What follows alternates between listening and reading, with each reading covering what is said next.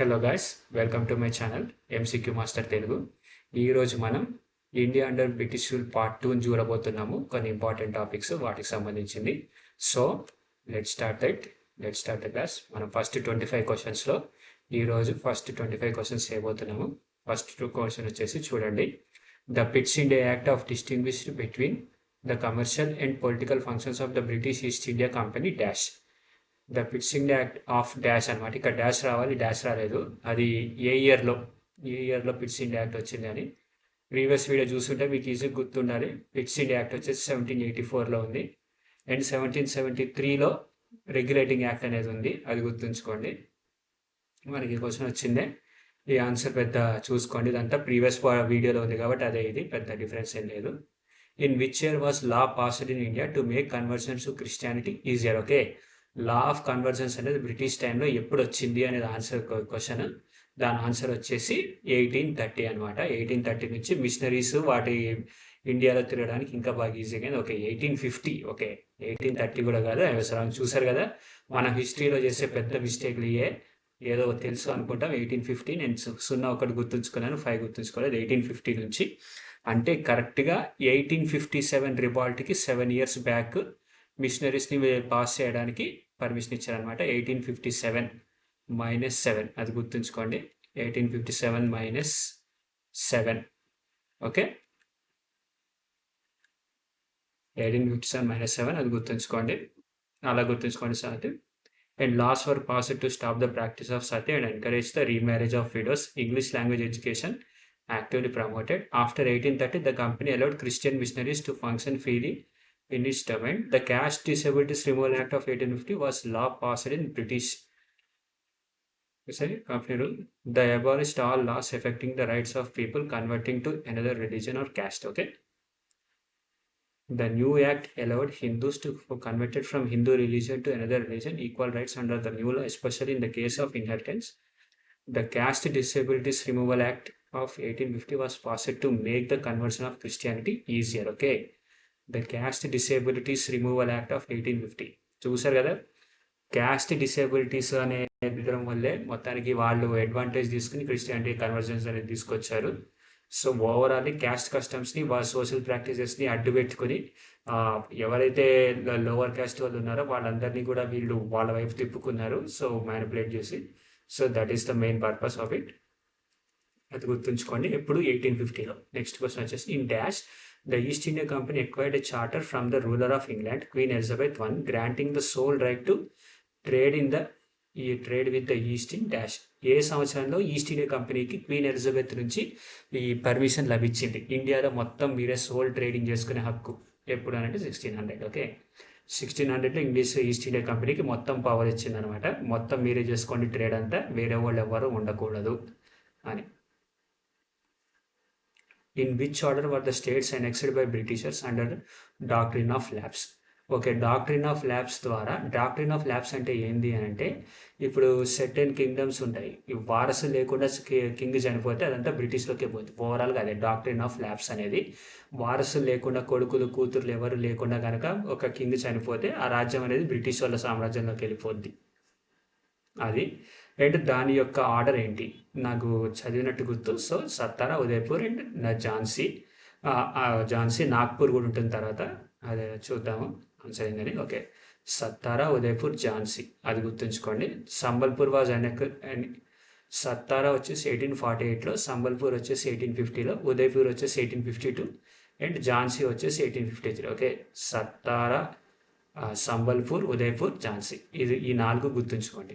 సత్తారా, సంబల్పూర్, ఉదయపూర్, ఝాన్సీ 1848 నుంచి 1853 వరకు ఈ గొడవ అంతా జరిగింది. Okay, Nagpur was annexed in 1854. Okay, was the last to be annexed. The last to be annexed was Awadh in 1856. Okay, which of the following was the first major and decisive victory for the East India Company on the soil of India?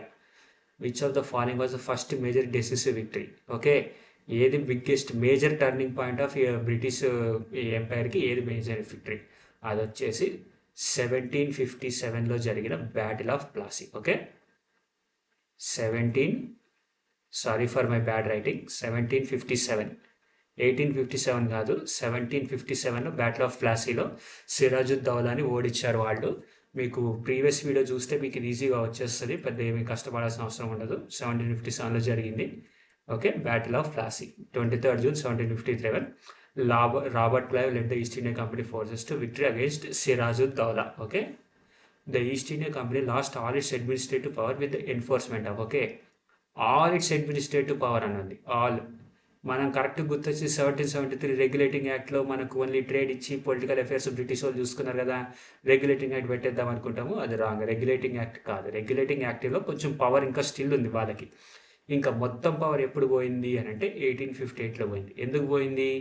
1857 revolt జరిగింది కదా, అప్పుడు 1857 revolt జరిగేసరికి company మొత్తం అంతా సగం అక్కిచ్చేటట్టున్నారు, జనాలు తిరగబడుతున్నారు, వాళ్ళ మీద మరీ దారుణంగా ఉంది. సో ఎఫ్ఐఆర్లు అవన్నీ ఏదన్నా ఉంటే పొలిటికల్ అఫైర్స్ అవన్నీ బ్రిటిష్ గవర్నమెంట్ చూస్తుంది, ఈస్ట్ ఇండియా కంపెనీ చూడకూడదు అని గవర్నమెంట్ ఆఫ్ ఇండియా యాక్ట్ అనేది పాస్ చేశారు 1858లో. అది గుర్తుంచుకోండి. Okay, 1858. The Government of India Act 1858 marked the end of East India Company's rule in India. The following revolt of 1857, the Act transferred administrative powers from the East India Company to the British Crown. This Act established Office of Secretary of State for India, who was responsible for overseeing Indian administration from Britain. Okay, చూసారు కదా, Britain నుంచే డైరెక్ట్గా ఒక సెక్రటరీని establish చేసి వాళ్ళతోనే చూసుకునేటట్టు manage చేసుకున్నారు British వాళ్ళు.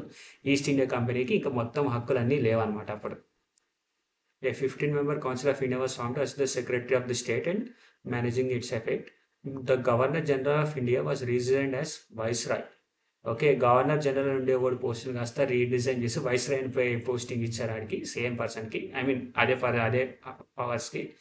The Regulating Act 1773. ఓకే, 1773లో ఫస్ట్ రెగ్యులేట్ చేద్దామని చూశారు. సగం పవర్స్ ఓన్లీ బిజినెస్ పవర్స్ మాత్రమే వాళ్ళకి ఇచ్చి పొలిటికల్ పవర్స్ అక్కడ తీసుకొని, ఆ తర్వాత 1784లో డ్యూయల్ సిస్టమ్ దానికి సంబంధించి ఉన్న రెగ్యులేషన్ అనేది కరెక్ట్ చేశారు ఈస్ట్ ఇండియా యాక్ట్లో. ఆ తర్వాత ఇప్పుడు 1858లో ఇలా చేశారు. మనం ఇంకా 1858కి జస్ట్ మిక్స్డ్ అనమాట, మీకు ఒక ఐడియా ఉండడానికి నేను వరుసగా తీసుకెళ్తాను. 1773 నుంచి ఇప్పుడు ప్రస్తుతం 1773 నుంచి 1803 వరకు మనం చూద్దాము, తర్వాత మిగతా అన్ని చూసుకుందాము. Which Bengal governor ended the dual system of government in Bengal. Okay, ఏ గవర్నర్ డ్యూయల్ సిస్టమ్ 1773లో ఉన్న డ్యూయల్ సిస్టమ్ని ఏ గవర్నర్ ఇది ఎండ్ చేశాడు వచ్చేసి రాబర్ట్ క్లైవ్ కాదు. రాబర్ట్ క్లైవ్ 1757లో ఉన్నాడు. ఇంకా 1773 రెగ్యులేటింగ్ యాక్ట్ అప్పుడు ఇంకా అవనే లేదు. విలియం బెంటిక్ కాదు, వారెన్ హ్యాస్టింగ్స్ అనమాట. బెంగాల్ అని వచ్చిందంటే మ్యాక్సిమం వారెన్ హ్యాస్టింగ్సే ఉంటాడు ఫస్ట్ గవర్నర్ ఆఫ్ జనరల్. అది ఎప్పుడు 1784 పిట్స్ ఇండియా యాక్ట్ అప్పుడు Warren Hastings was the first governor general of India. And అదే 1773లో డ్యూయల్ సిస్టమ్ని 1784 పిట్స్ ఇండియా యాక్ట్ ద్వారా తనే చేశాడనమాట.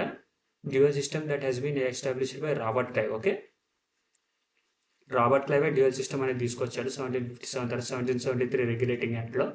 బట్ మనకు అదంతా ఇంపార్టెంట్ కాదు ఎవరు తీసుకొచ్చారని, అది గుర్తుంచుకోండి. And the nawabs annual allowance of ₹32 lakhs was reduced to ₹16 lakhs. Nawab అనేది ఒక ప్లేస్ అనుకోండి, నవాబ్ ఆఫ్ అవధ్ అని. ఆ ప్లేస్కి అలవెన్స్ 32 lakhs నుంచి 16 lakhs చేశాడనమాట ఎవరు, వారెన్ హ్యాస్టింగ్స్. అండ్ సుప్రీంకోర్టు కూడా ఆ పిట్స్ ఇండియా యాక్ట్ ద్వారానే ఎస్టాబ్లిష్ అయింది. Under which act was the Supreme court India established. Okay, charter act, pits India act 1784 answer. Sorry, again my mistake. చూశారు కదా మనకి హిస్టరీ అనేది ఎంత దరిద్రమైందో. మనం చాలా జాగ్రత్తగా ఉండాలి. వచ్చు కదా అని డైరెక్ట్గా దెబ్బవుతుంది. సో రెగ్యులేటింగ్ యాక్ట్లోనే సుప్రీంకోర్టు అనేది ఎస్టాబ్లిష్ అయింది. అదే వారెన్ హ్యాస్టింగ్స్ కూడా రెగ్యులేటింగ్ యాక్ట్లోనే ఎస్టాబ్లిష్ అయ్యాడు అనమాట. ఈ ప్రీవియస్ చెప్పిందంతా కూడా ఇక్కడ లక్కీగా నేను ఇయర్ మెన్షన్ చేయలేదు. Okay, thank God. Warren Hastings కూడా 1773లో ఫార్మ్ అయింది సుప్రీంకోర్టు. ఓకే, డ్యూయల్ సిస్టమ్ అనేది కూడా under which act was the Supreme Court established. Okay, the Supreme court of Calcutta was established in 1774 by regulating act of 1773. Okay, the drawback of this was that powers of the Supreme Court are not clearly defined. Okay, Supreme కోర్ట్కి ఇంకా clear powers రాలేదు. It replaced Mayor's Court of Kolkata. Okay, sir Elijah Impey was the judge of the Supreme Court. First judge of Supreme Court ఎవరు అంటే ఇదిగోండి, first judge of Supreme Court ఎవరు, Elijah Impey. Okay, ఈ video ఒక 30 times చూస్తే మనకి గుర్తుండిపోతుంది. ఇవన్నీ పెద్ద కష్టం కాదు, బట్ ఒకవేళ గుర్తుండకపోతే నోట్స్ రాసుకుని దాన్ని కూడా ప్రాక్టీస్ చేయండి. Next question, which of the following reasons was the annexed by the British East India Company through the Treaty of Yandabo. Okay, Odisha, Assam, Ladakh, Kashmir. Kashmir జోలికి బ్రిటిష్ వాళ్ళు ఏమంత పెద్దగా పోలేదు. ఐ మీన్ అంత ఫోకస్ పెట్టలేదు అక్కడ. లడఖ్, కాశ్మీర్, లడఖ్ కూడా వాళ్ళ జోలికి పెట్టలేదు. ఒడిస్సా అండ్ అస్సాం. అయితే ఒడిస్సా కూడా కోస్టల్ లైన్కి దగ్గరలో ఉంటుంది కాబట్టి ఒడిస్సాని నాకు తెలిసి వాళ్ళు టార్గెట్ చేస్తారు అనుకుంటున్నాను నేను. అండ్ అస్సాం. చూసారు కదా, మళ్ళీ నా యొక్క ఎనాలిసిస్ తప్పు హిస్టరీలో.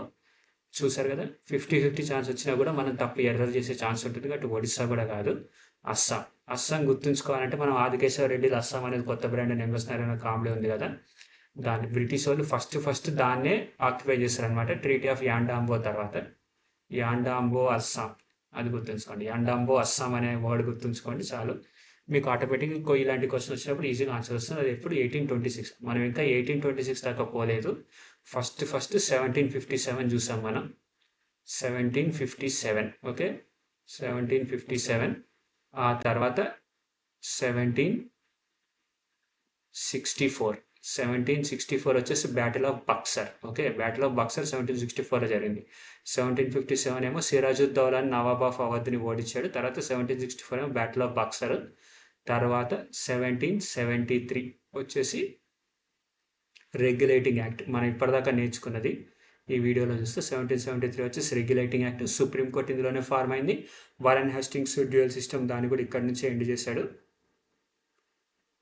అది గుర్తుంచుకుని. ఆ తర్వాత 1774 పిట్స్ ఇండియా యాక్ట్. 1774 వచ్చేసి పిట్స్ ఇండియా యాక్ట్, అది గుర్తుంచుకోండి. పిట్స్ ఇండియా యాక్ట్ ద్వారా ఈ 1773లో ఉన్న రెగ్యులేటింగ్ యాక్ట్లో ఉన్న షార్ట్ కమింగ్స్ అన్నింటినీ కూడా పిట్స్ ఇండియా యాక్ట్ ద్వారా రెక్టిఫై చేశారు. ఓకే, అండ్ 1803 వచ్చేసి ఒకటి ఇంపార్టెంట్ ఇయర్ మనకి. 1774 తర్వాత 1793 కూడా ఒకటి ఇంపార్టెంట్ ఇయర్, అది ఫ్యూచర్ ప్రీవియస్ వీడియోలో ఉంది, మీరు గుర్తుంటే కామెంట్ చేయండి.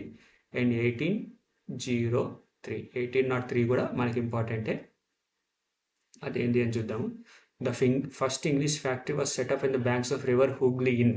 ఓకే, ఈ క్వశ్చన్ కూడా చాలాసార్లు వచ్చింది, వెరీ ఇంపార్టెంట్, మీరు గుర్తుంచుకోండి. అంటే ప్రస్తుతానికి ఇది 1600లోకి సంబంధించింది. ఆన్సర్ వచ్చేసి 1651.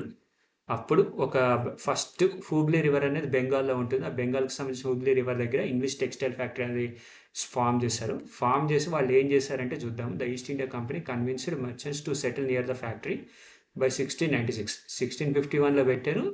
మొత్తం అంతా అటు సైడ్ సెటిల్ అయిపోండి, అటు సైడ్ ఇల్లు కట్టుకుని అక్కడే ఉండిపోండి అని చెప్పేసి వర్కర్స్ మేనేజ్ చేశారనమాట, అది గుర్తుంచుకోండి. When the British rule ended in India, the year 1947, the literacy rate was just okay. British rule 1947లో మనకి ఫ్రీడమ్ వచ్చినప్పుడు లిటరసీ రేట్ ఎంత? నా పందెం ఏంటంటే లీస్ట్ అంటే లీస్ట్ ఉంటుంది. ఇక్కడ అన్నిటికంటే లీస్ట్ 12% ఉంది. నేను 12% అని పెట్టి, ఇది కామన్ సెన్స్. చూశారు కదా, 12% ఉంది. అందుకే మన జనాభా ఇంకా మూఢనమ్మకాలు అవన్నీ వాటి పట్టుకుని ఎలాడుతూ ఉంటారు. లిటరసీ రేట్ రీట్గా ఉంది. సో ఇంత తక్కువ ఉండడం వల్లే మనకి ఇప్పటికీ స్ట్రగుల్ అవుతున్నాము. చాలామంది ఇల్లిటరేట్స్ మన నెత్తి మీద పడి వేలాడుతూ ఉన్నారు, వాళ్ళని మనం ఫాలో అవుతూ ఉన్నాం గుడ్డిగా. మీకు తెలిసే ఉంటుంది, మన పొలిటీషియన్స్ కానీ మా రిలీజియస్ సెట్స్ కానీ చాలామంది ఇల్లిటరేటే. సో దేవుణ్ణి దెయ్యాల్ని పెట్టుకుని చాలా చేతబడులు అయ్యి అని చేసి మన దేశం ఇంకా అలాగే పోతా ఉంది. అవతల చైనా వాడేమో రోబోట్లను తయారు చేయడం మొదలెట్టాడు, ఆర్మీ రోబోట్స్ని. మనం వాళ్ళతో ఫ్యూచర్లో ఎలా గొడవ పడతాం, ఎలా పెట్టుకోగలుగుతాం, బార్డర్ డిస్ప్యూట్ వస్తే కాంప్రమైజ్ అవ్వడం తప్ప మనకి ఇంకా వేరే ఆప్షన్ కనపడదు ఫ్యూచర్లో ఇలాగే కొనసాగితే. ఇది జస్ట్ నా ఒపీనియన్ మాత్రమే, మీ ఒపీనియన్ ఏందని కింద కామెంట్ చేయండి. The British rule India refers to the period during which the Indian sub continent was under the colonial rule of British Empire. It began in 1757 following the Battle of Plassey. చూసారు కదా, 1757 Battle of Plassey ఎంత ఇంపార్టెంటో, and continued until India gain independence in August 15th, 1947 వరకు. The British East India Company initially established a strong presence in India for trade, but over time they gradually expanded their control of various regions and territories. Okay, which among the following acts established the dual system controlled by the British government and the East India Company? Pitt's India Act 1784, Montague-Chelmsford Reform, Government of India Act 1919, charter act. Charter act అనేది వస్తే మీరు first of all గుర్తుంచుకోవాల్సింది ఏంటంటే బిజినెస్కి సంబంధించింది. Okay, only బిజినెస్కి సంబంధించిన charter act, మిగతా ఏం కాదు. సో మ్యాక్సిమం అదే ఉంటుంది. సో ఈ రెండింటిని ఎలిమినేట్ చేసి పడేద్దాం.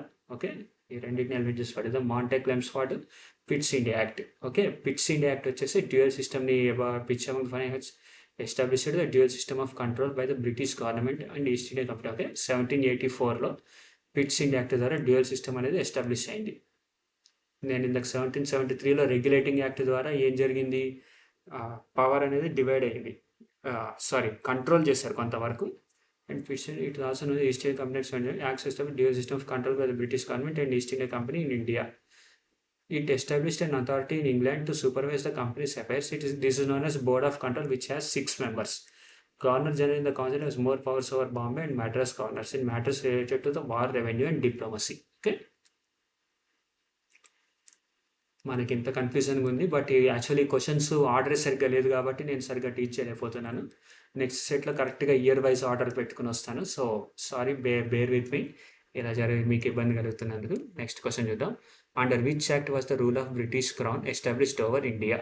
Okay, Government of India act 1833, charter act, regulating act, government of India act. మనం చెప్పాం కదా, పొలిటికల్ అఫైర్స్లో అడుగుపెట్టింది బ్రిటిష్ ఇండియా ఎప్పుడు అని అంటే 1773లో. Okay, Government of India Act under which act was the rule of British crown established over India. Rule of British crown అన్నాడు కాబట్టి 1773 కాదు, 1858 అనుకుంటున్నాను.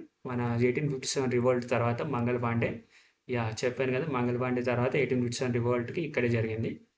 Next question. Which of the following cities was the first successful textile mill established India after year 1854? మనం అక్కడ ఏం చూసాము, 1651లోనే మనకి textile mill, అదే హూగ్లీ రివర్ దగ్గర సెట్ చేస్తే ఫస్ట్ సక్సెసివ్ టెక్స్టైల్ మిల్ ఎప్పుడు అంటే, సక్సెస్ఫుల్ టెక్స్టైల్ మిల్ అని అంటే 1651 అంత సక్సెస్ అవ్వలేదన్నమాట. ఫస్ట్ సక్సెస్ఫుల్ టెక్స్టైల్ మిల్ ఎక్కడ 1854 ఎక్కడ ఎస్టాబ్లిష్ చేస్తాడు అంటున్నారు. ఒక్కటే గుర్తుంచుకోండి, మ్యాక్సిమం బ్రిటిష్ వాళ్ళు ఎక్కువ కెలికింది ఏంటంటే చెన్నై, బాంబే అండ్ మద్రాస్ అనమాట. అదే మద్రాసు, బాంబే ఆ రెండింటిలో ఎక్కువ బిజినెస్, టెక్స్టైల్, ట్రాన్స్పోర్ట్లు, ట్రేడ్లు, మచిలీపట్నం పోర్టు గుర్తుంది కదా, ఎక్కువ అక్కడ జరిగేది సౌత్ ఇండియాలో బ్రిటిష్కి సంబంధించి. గుర్తుంచుకోండి, the correct answer is Bombay. The first successful textile mill in India was established in Bombay, now Mumbai, in 1854. Okay, 1651లో కాటన్ టెక్స్టైల్ హూగ్లీ రివర్ దగ్గర పెట్టారు వాళ్ళు, మనకు గుర్తుంచుకోవాల్సింది. బట్ 1854 వరకు ఏమంత పెద్ద సక్సెస్ఫుల్ అవ్వలేదు. బట్ బాంబేలో 1854లో పెట్టింది సక్సెస్ అయిందనమాట. 1651లో నుంచి టెక్స్టైల్ మొదలెడితే 1854లో బాగా సక్సెస్ఫుల్ అయ్యారు వాళ్ళు. Okay. In which of the following system was the charge of collecting the revenue and paying it to the company given to the village headman rather than Zamindar? Okay, ఈ జమీందారీ system కాకుండా అంతకుముందు revenue అనేది డైరెక్ట్గా farmers village హెడ్కి ఇవ్వడం, జమీందారికి ఇవ్వకుండా ఎలా మొదలైందని, దాని పేరేంటి? ఇక్తదారియా, జమీందారియా, రయట్వారియా? రయట్వారీ కాదు, జమీందారీ కాదు, ఇక్తదారీ కూడా కాదు, ఓన్లీ మహల్వారీ సిస్టమ్ అనమాట. జమీందార్ కాకుండా డైరెక్ట్గా కంపెనీకే కట్టడం అనేది Mahalwari system. Answer is Mahalwari. The Mahalwari system was land revenue system implemented in British India. The village headman, known as the Lambardar, was responsible for collecting revenue from the villagers. The revenue collected by the Lambardar was then paid to the British East India Company. Okay, Mahalwari system ద్వారా అది తీసుకొచ్చారనమాట. Next question. This system was introduced by Holt Mackenzie in 1822 and modified by Bentinck in 1833. The Mahalwari system was primarily implemented in North India, Western provinces, Central India, and Punjab. Okay, చూసుకోండి.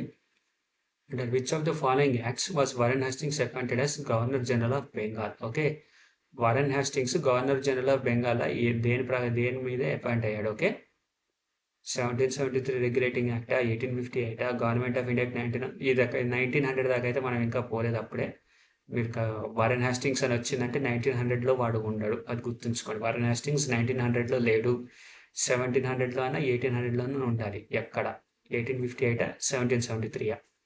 Answer నాకు confusing ఉంది ఇప్పటిదాకా చూసినందుకు, so నేను 1773. Okay, ఇది బాగా గుర్తుంచుకోండి. 1773కి Warren Hastings ఉన్నాడు. ఓకే, గవర్నర్ జనరల్ అయ్యాడు అండ్ డ్యూయల్ సిస్టమ్ని అప్పుడే వారెన్ హాస్టింగ్స్ ఎండ్ చేశాడు కూడా. Okay, it marked the beginning of parliamentary oversight and introduced significant administrative governance of the company. Okay, the act designated the Governor Bengal as Governor General of Bengal. The Governor General was given authority over the presidencies of Madras and Bombay, establishing a centralized administrative structure. Okay, Bombay Madras centralized చేసేసారనమాట.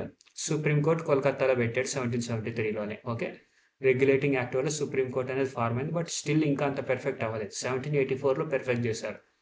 The practice of sati was banned in India in. Okay, sati అని అంటే మీకు గుర్తుండే ఉంటుంది, మొగుడు చచ్చిపోతే భార్యను కూడా చితిమంటల్లో తగలబెట్టేయడం అనేది. అది ఎప్పుడు బ్యాన్ చేస్తారు బ్రిటిష్ వాళ్ళు? ఆన్సర్ వచ్చేసి 1829. 1829 ఆ టైంలో ఈశ్వర్ చంద్ర విద్యాసాగర్ అనే మంచి సోషల్ రిఫార్మర్, ఈశ్వర్ చంద్ర కాదు, Rajaram Mohan Roy, again my mistake, very very sorry.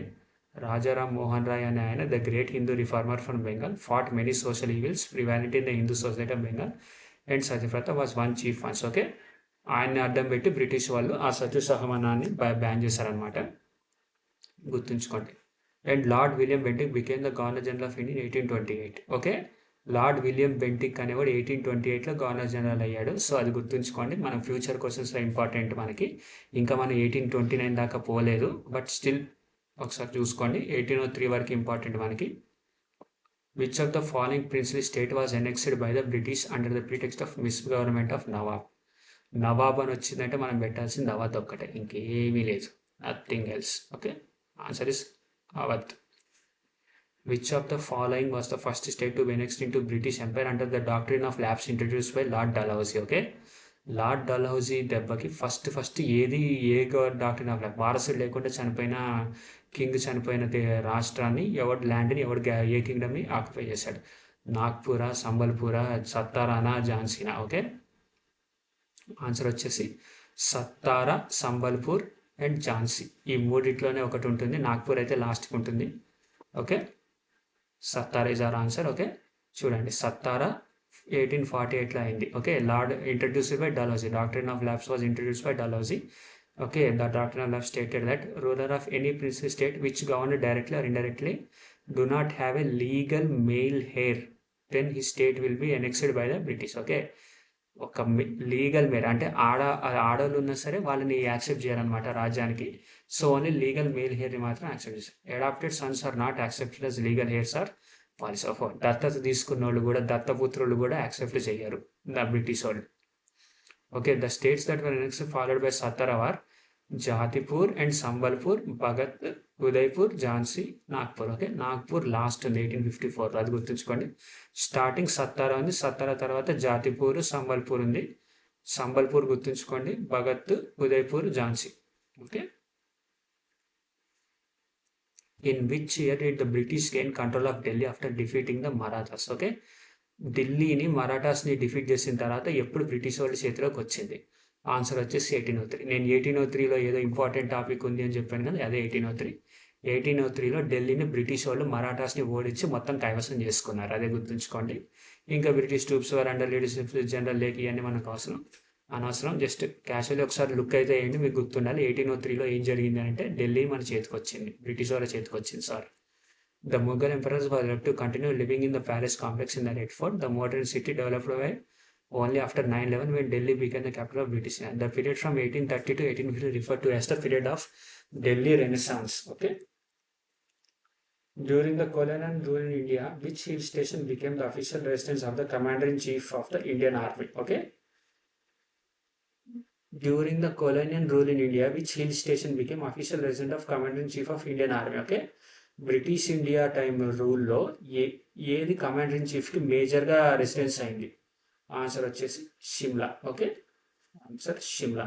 Okay, answer is Shimla.